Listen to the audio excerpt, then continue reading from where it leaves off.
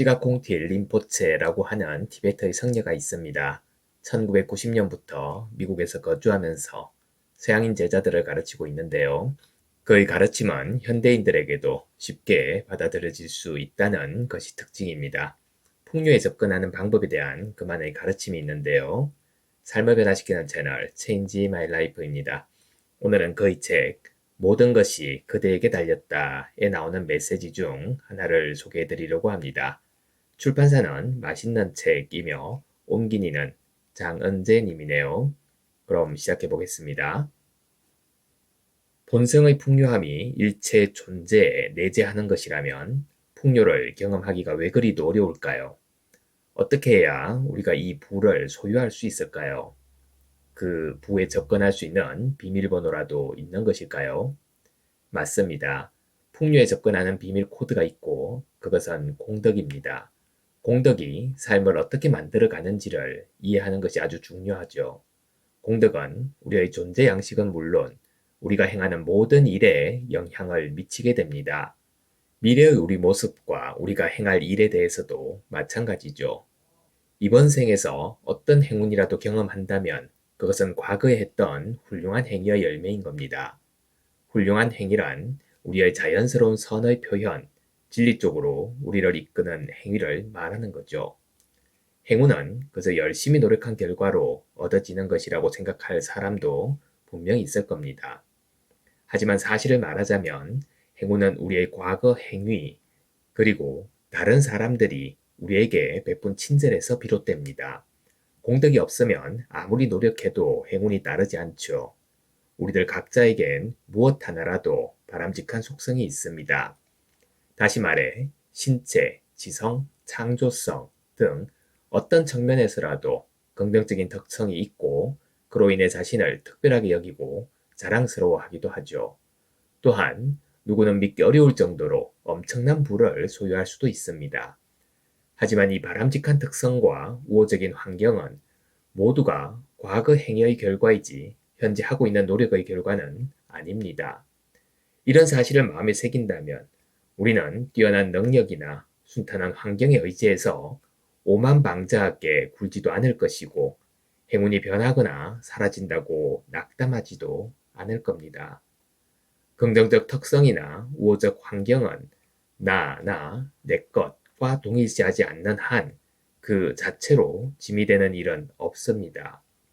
공덕을 내 것으로 여기지 말고 그 공덕이 비롯된 곳을 바로 인식해야 하죠. 그러면 공덕이 되는 행위를 가려 행할 수 있고 그렇게 해서 세상을 더 풍요롭게 만들 수도 있게 됩니다. 이것이 현재의 공덕을 재투자하는 최고의 방법인 거죠. 공덕에는 두 가지가 있습니다.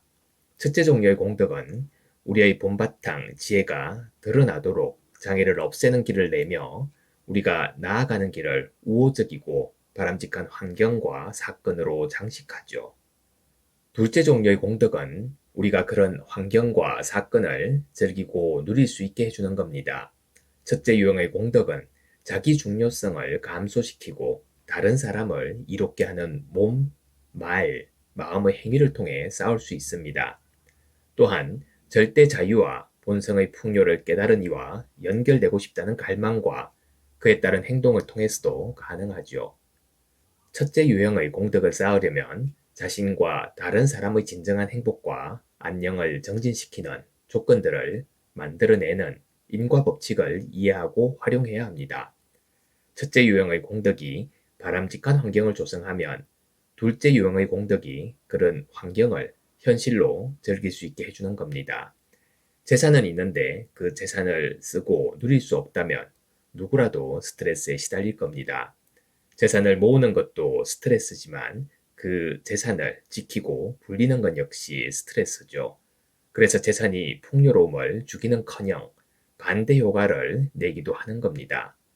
예를 들어 그대가 처절한 가난 속에 살다가 갑자기 복권에 당첨됐다고 생각해보죠. 첫째 유형의 공덕이 그대에게 부를 가져온 겁니다. 둘째 유형의 공덕은 당첨된 돈을 즐기고 잘 쓰게 해주죠. 둘째 유형 공덕의 도움이 없으면 갑자기 얻은 재산으로 인해 생겨난 혼란과 스트레스, 갈등이 너무 심해서 차라리 재산이 없는 편이 나았을 거라고 생각할 수도 있는 겁니다. 놀랍게도 둘째 유형의 공덕은 첫째 유형보다 훨씬 쌓기 어렵죠. 부를 즐기는 능력은 세상에 대한 깊은 이해와 감사로부터 오는 겁니다. 그리고 이해와 감사는 자기 중요성을 놓아버릴 때 오직 그때만 가능하죠. 행운을 즐기기 위해서는 좀 더 세밀한 방식으로 마음을 다스려야 합니다. 한마디로 풍요로움은 우리의 근본 성품인 겁니다. 하지만 우리 본바탕의 풍요로움을 자기 중요성을 구체화하고 표현하는 데 사용하면 그 풍요를 즐길 수 있는 능력이 파괴됩니다. 자기 중요성을 놓아야 이해와 감사의 공덕을 경험할 수 있는 거죠. 세상을 감사하며 누릴 수 없다면 둘째 공덕이 부족하다는 증거인 겁니다. 우리에게는 해가 있고 달이 있고 자연이 있습니다. 아무리 많은 돈을 줘도 살 수 없는 그것들을 우리는 정말로 감사하며 누리고 있을까요? 산과 숲, 호수, 강, 그리고 오고 가는 계절이 없다면 세상이 어떨지 상상해 보세요. 모든 자연물 각각의 아름다움을 음미해 보고 그것들이 그대에게 얼마나 깊은 영향을 미치는지 생각해 보세요. 그대는 비할 데 없이 소중한 인간으로서의 삶을 고마워하고 즐기고 있나요? 아무리 많은 돈을 주어도 인간으로 태어나는 권리를 살 수는 없는 겁니다. 그대가 사람의 몸으로 태어난 것은 첫째 공덕 때문인 거죠. 사람으로 태어난 지금의 이 삶을 소중히 여기고 감사하지 않는다면 그건 둘째 공덕이 부족한 탓입니다. 그대의 몸을 한번 생각해 보세요. 만약 그대에게 눈이 없거나 귀가 없거나 코나 혀, 이가 없다면 어떤 느낌일지 자문해 보세요. 그대 몸 안의 장기가 제대로 기능하지 않거나 그대의 의식이나 감각, 지각 혹은 감정에 뭐라도 이상이 있다면 어떨까요? 그리고 그대는 정말로 자신의 일을 고마워하며 즐기고 있나요? 우리들 대다수는 아주 열심히 일하느라 삶을 다 소진하고 있습니다. 자신이 하고 있는 일을 소중히 여기지 않는다면 그 일에 들인 시간과 에너지의 열매를 수확하지 않을 작정인 것이고 그러는 것이 둘째 공덕이 부족하기 때문인 겁니다. 이 일을 깊이 생각해 봄으로써 스승과 가르침, 수행을 포함해서 그대에게 주어진 모든 것을 감사하고 소중히 여기는 마음을 기르도록 해보세요.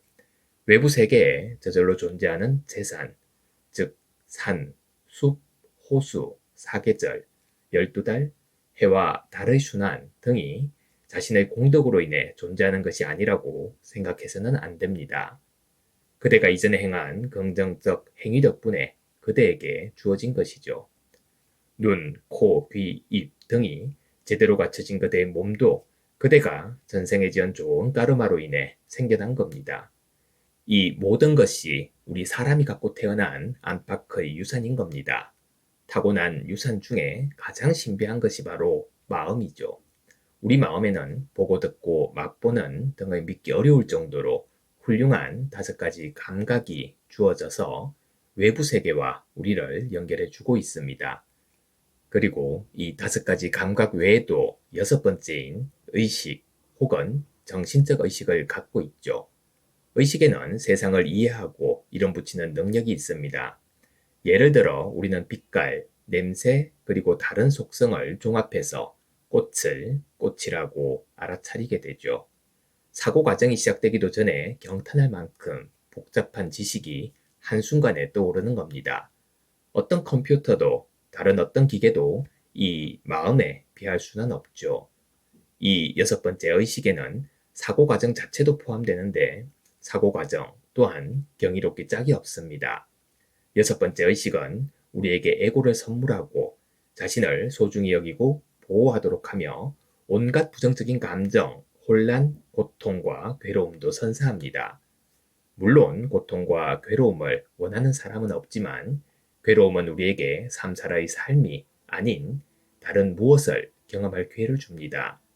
우리가 경험하는 모든 것, 괴로움까지 포함한 모든 것이 마음이 갖고 있는 엄청난 잠재력과 활력, 에너지로부터 생겨나죠. 비록 우리가 이 거대한 잠재력을 제대로 활용하지 못하는 탓에 삼사라의 미망 속에서 괴로움을 겪을지라도 우리에게 마음이 있다는 사실은 소중히 여기고 감사할 일인 겁니다. 내면을 향한 감사는 헤아릴 수 없을 만큼 많은 좋은 일의 원천이 되죠. 내면을 향한 감사는 개방성과 행복, 겸손을 생겨나게 해서 오만과 질투, 자기 중요성으로부터 우리를 보호합니다. 내면을 향한 감사는 주위 세계와 다른 존재들을 한껏 즐길 수 있는 길을 열어주죠. 아주 작은 감사의 행위도 엄청난 공덕을 가져옵니다. 깊은 감사를 담은 한 번의 경배는 3세의 모든 부처님과 보살님들께 지구만큼 큰 공양을 올리는 것과 같다는 말도 있습니다. 우리가 존재하고 있음에 대해 더욱 깊이 고마워함으로써 우리는 둘째 유형의 공덕을 쌓고 삶의 풍요에 연결되는 겁니다. 감사합니다. 매일 아침 소중한 메시지를 전해드립니다. 구독과 좋아요 부탁드립니다.